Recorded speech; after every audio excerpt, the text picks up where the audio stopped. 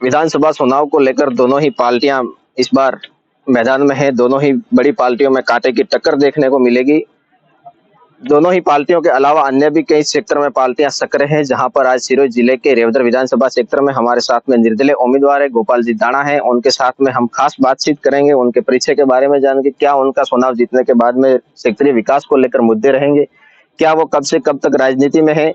आज हम रेवदर विधानसभा क्षेत्र से एक निर्दलीय उम्मीदवार है, उनसे खास मुलाकात करेंगे, उनके परिचय के बारे में। सबसे पहले तो आपका स्वागत है Gopal ji news India TV में।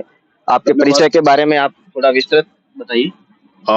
मैं न्यूज इंडिया के माध्यम से मैं जनता के नाम एक संदेश जो देना चाह रहा हूँ, उससे पहले मैं अपना जीवन का परिचय दे दूं। मैं मूल निवासी तो पिंडवाड़ा का हूँ, मगर मेरा जन्म के साथ साथ कर्म भूमि ये क्षेत्र रेवदर अबरूड क्षेत्र ज्यादा रहा है। मैं जोधपुर MBA इंजीनियरिंग कॉलेज से मैंने प्रथम श्रेणी से फर्स्ट डिवीजन से इंजीनियरिंग की है। मैं NCC कैडेट रहा हूँ।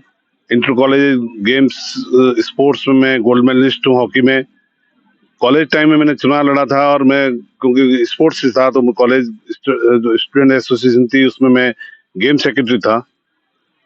विद्यार्थी जीवन में मैं NSUI से जुड़ा था।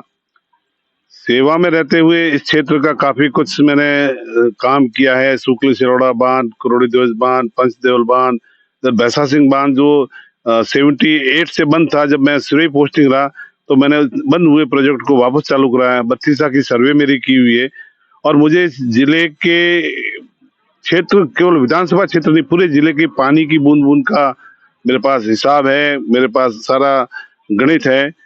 और किसी भी चीज के लिए, किसी भी क्षेत्र के विकास के लिए पानी एक मुख्य आधार होता है। मैं 6 साल से कांग्रेस का जिला अध्यक्ष था, पेंशन और जन सहायता प्रकोष्ठ। मैंने पार्टी के लोगों को ये कन्विंस करने की कोशिश की थी कि आप शिक्षित उम्मीदवार उतारें, पढ़ा लिखा आदमी होगा, संविधान को जानता होगा, कानून को जानता होगा, प्रशासनिक सिस्टम को अगर समझता होगा तो वो कुछ आगे विकास का काम भी करवा सकता है। मगर ऐसा हुआ नहीं।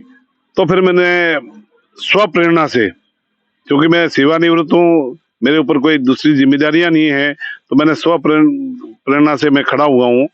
और मैंने ये लोगों से निवेदन किया है कि आप ये जातिगत से क्षेत्र में 40 से 45% युवा है। मैंने जो एनालिसिस सेंसस का देखा था, तो युवाओं के सामने मैं एक आपके माध्यम से मैसेज देना चाहता हूँ, न्यूज इंडिया के माध्यम से, कि अभी ये जाति पाति को छोड़ो, आदमी की काबिलियत, शिक्षा, उसका जो अनुभव क्या है, और वो कितना मजबूती से क्षेत्र के लिए लड़ सकता है, काम करवा सकता है, इस आधार पर अगर आप वोट करेंगे तो क्षेत्र का विकास होगा। आप पिछले 25 साल से, 30 साल से, 40 साल से देख ही रहे हैं इस क्षेत्र को, और मेरे दिमाग में स्पष्ट रूपरेखा है। पानी कहाँ से आना है, मैं नर्मदा कभी मेरा कार्य क्षेत्र रहा हुआ है। मुझे ये कहने में कोई शंका नहीं है कि मैं अगर अधिकारी के साथ बैठूंगा तो पानी का तो हिसाब निकाल ही दूंगा कि पानी इनके पास है। अगर जहाँ कहीं लॉसेज हो रहे हैं, नहरें चलती है, पाइपलाइन चलती है, उसमें कन्वेंस लॉसेज होता है, उसको चेक लगा करके उसमें से कुछ पानी बचा के, जो रेवदर क्षेत्र का वो एरिया जो जालूर से जुड़ा हुआ है, 2 किलोमीटर उधर के गांव में पानी अगर नर्मदा का आ रहा है तो 2 किलोमीटर इधर क्यों नहीं आ सकता। हमें कम से कम ये जो क्षेत्र की बाउंड्रियां है, हम अगर प्रदेश की बात करें तो क्षेत्र की बाउंड्रियों से नहीं जुड़ना चाहिए, सुविधा सबको मिलनी चाहिए। एक चीज आपने बताई कि मैं कांग्रेस का जिला अध्यक्ष पूर्वा में रह चुका हूं, क्या कभी आपने कांग्रेस पार्टी से मांग नहीं की कि मुझे उम्मीदवार के तौर पर मैदान में उतारा जाए? हालांकि क्या विषय रहा जो आपकी पार्टी ने मांग पूरी नहीं की है? आपने निर्दलीय से उम्मीदवार लड़ने का मानस कब और कैसे बनाया? मैं आपको स्पष्ट कर दूं कि मैंने ये महसूस किया है कि आरक्षित सीटों पे अभी भी जो पहले जमाने में गिरवी रखा जाता था, जैसे मकान या दुकान या घर या जमीन गिरवी रखी जाती थी, आजकल विधायक गिरवी रखने जाने लगे हैं। 1 या 2 आदमी जो ऐसे होते हैं वो पूरा सिस्टम को हाईजैक कर लेते हैं। वो सिस्टम में पीछे उनका सारा फंडिंग से लेकर के वित्तीय प्रबंधन से लेकर सारा काम वो करते हैं, और फिर उसके बाद 5 साल तक राज भी वही करते हैं। तो जो जनता को बेनिफिट मिलना चाहिए, जनता को जो सुविधा मिलनी चाहिए, क्षेत्र का जो विकास होना चाहिए, वो नहीं हो रहा है। वो आप खुद भी 20 साल से देख रहे हैं, और आगे भी अगर इस तरह से रही तो वो भी यही हालत होनी है। आप शिक्षा के मुद्दे को लेकर आप चुनाव लड़ रहे हैं, मैदान में भी शिक्षा की बात कर रहे हैं, लगातार लोगों से जनसंपर्क कर रहे हैं कि शिक्षा की कहीं न कहीं कमी ये देखने को मिल रही है रेवदर सेक्टर में। तो कहीं अगर आप यहाँ से चुनाव जीतते हैं तो शिक्षा को लेकर क्या आपका विशेष फोकस रहेगा? क्योंकि मैं शिक्षित हूँ, 39 साल की सेवा का मेरा अनुभव है, तो मैं शिक्षा के क्षेत्र में एक तो महिला कॉलेज ना आबू रोड में है और ना रेवदर में है, उस पे मेरा फोकस ज़्यादा होगा। दूसरा टेक्निकल इंस्टीट्यूट भी होने चाहिए, नर्सिंग इंस्टीट्यूट है, टेक्निकल इंस्टीट्यूट है।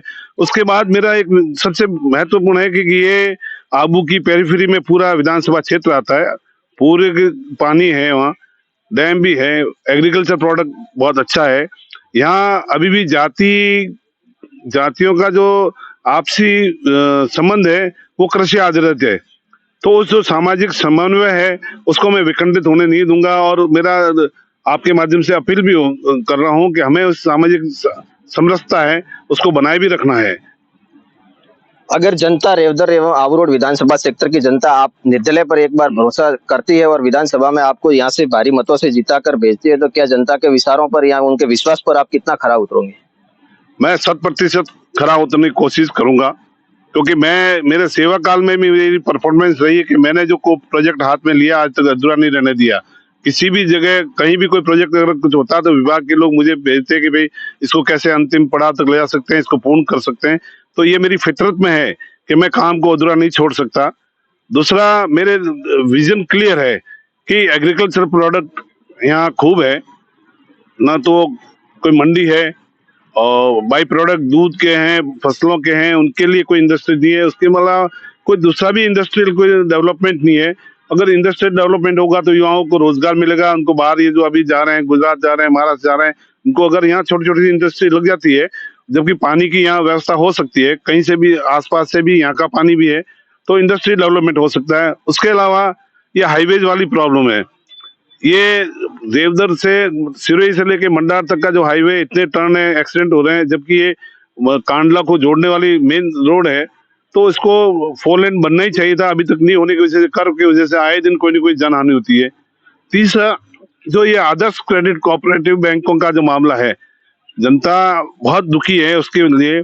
मैं उसके लिए लड़ाई लड़ूंगा, उसको मैं गोल तक पहुंचाऊंगा, ये मेरा वादा है जनता से भी। उसके लिए भले मुझे सिस्टम के साथ जुड़ करके काम करना पड़े या कोई न्यायपालिका के साथ के लिए मैं जाना पड़े, कुछ भी करना पड़े, क्योंकि मैं उसको बहुत बारीकी से जानता हूँ इस सारी व्यवस्थाओं को, कि मेरा कार्यकाल यहाँ मैक्सिमम सिरोही जिला रहा है।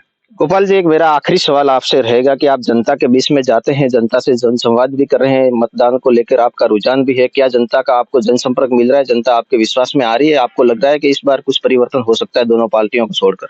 बिल्कुल 100%।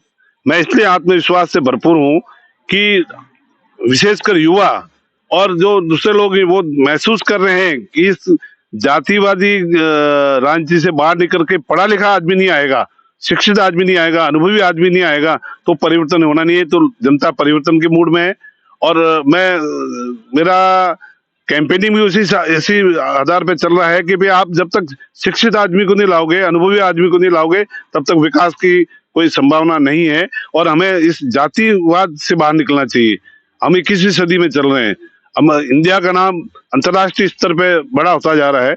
इस ऐसे टाइम में भी अगर हम छोटी छोटी जातियों के बारे में, कि भाई बड़ी जाति है इसलिए उसको टिकट दे दो, वो जीतेगी।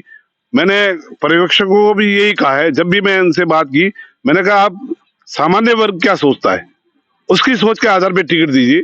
अगर सामान्य वर्ग चाहता है कि भले जाति छोटी जाति से हो मगर शिक्षित हो, अनुभवी हो, तो फिर आपको शिक्षित अनुभवी को देना चाहिए, भले वो जाति से किसी से भी। और मैं एक उस जाति से हूँ, मुझे संकोच नहीं है, मैं सरगुजा जाति से हूँ और मेरा जाति का सभी समाजों के साथ बहुत अच्छा समन्वय है। तो और मैं सबका सहयोग लूंगा, ऐसा नहीं कि मैं किसी जाति के विरुद्ध, मेरी कोई भावना भी नहीं रही, क्योंकि मैं शिक्षित हूँ और मेरे चौथी पीढ़ी सरकारी नौकरी में होने से मैं उस विचारधारा का हूँ कि हम सबका साथ लेकर चलने वाले लोग हैं। धन्यवाद। बिल्कुल, तो ये थे हमारे साथ में रेवदर विधानसभा क्षेत्र से निर्दलीय उम्मीदवार गोपाल जी दाना। उन्होंने बताया कि तमाम उन मुद्दों को लेकर हम चर्चा कर रहे हैं, लोगों से जनसंपर्क भी कर रहे हैं, लोग इस बार परिवर्तन के पूरे मूड में हैं और इनको आत्मविश्वास भी है कि इस बार रेवदर विधानसभा क्षेत्र से परिवर्तन होके ही रहेगा। विक्रम रावल मेरे सहयोगी रमेश माली के साथ, न्यूज इंडिया सिरोही।